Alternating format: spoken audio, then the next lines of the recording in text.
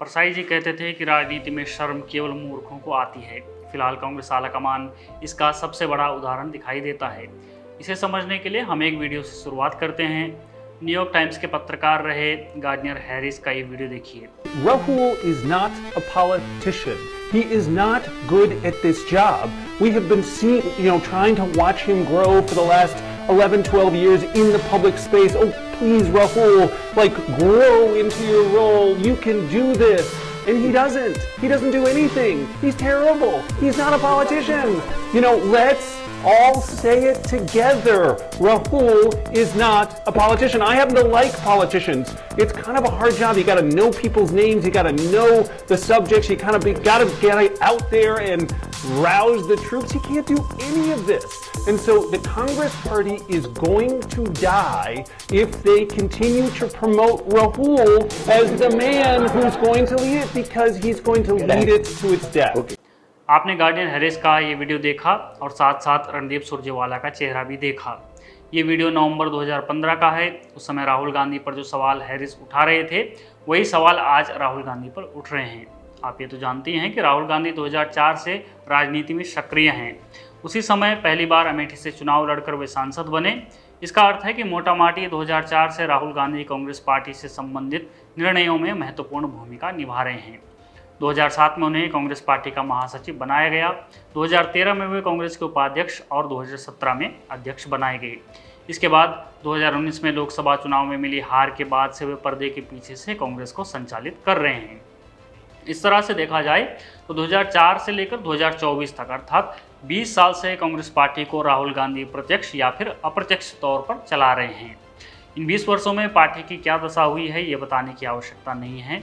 स्थिति ये है कि आज हिमाचल प्रदेश से लेकर हरियाणा तक कांग्रेस पार्टी में संगठन को लेकर खींचतान मची है। एक तरफ हिमाचल में जहां अंततः कांग्रेस आलाकमान को कांग्रेस प्रदेश अध्यक्ष प्रतिभा सिंह के सामने झुकते हुए प्रदेश में पार्टी का संगठन भंग करना पड़ा, वहीं दूसरी तरफ हरियाणा में कांग्रेस अध्यक्ष उदय भान कांग्रेस आलाकमान को ही राज्य में संगठन न बनाने के लिए जिम्मेदार ठहरा रहे हैं। ऐसा नहीं है कि केवल इन्हीं दो राज्यों में पार्टी का संगठन क्षतिग्रस्त दिखाई दे रहा है और इन्हीं दो राज्यों में आपस में खींचतान हो रही है।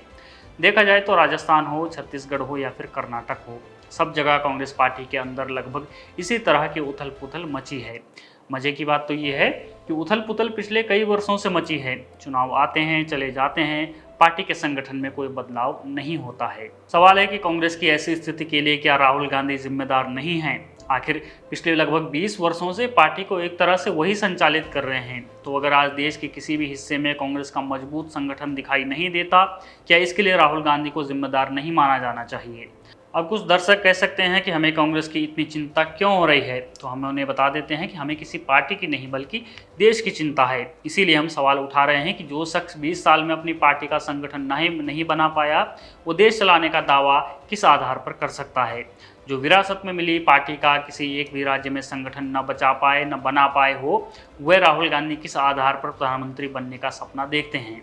सवाल कांग्रेस के समर्थकों और इकोसिस्टम के लोगों से भी है कि वे किस आधार पर एक ऐसे शख्स को प्रधानमंत्री बनाने की इच्छा रखते हैं जो 20 वर्ष में पार्टी का ढांचा तक नहीं बना पाया। राजनीति के जानकार कहते हैं कि ये जांच परख करने के लिए कोई व्यक्ति किस तरह की और कितनी योग्यता रखता है, 20 साल बहुत लंबा समय होता है। वे कहते हैं कि राहुल गांधी में और कोई और भी योग्यता हो सकती है, लेकिन संगठन बनाने की योग्यता तो दिखाई नहीं देती। अब आप हमें कमेंट सेक्शन में बताइए कि जो व्यक्ति अपना संगठन ठीक से नहीं चला सकता, क्या वो देश चला सकता है? अगर आपको हमारे वीडियोस पसंद आते हैं तो उन्हें लाइक, शेयर, सब्सक्राइब ज़रूर करिए।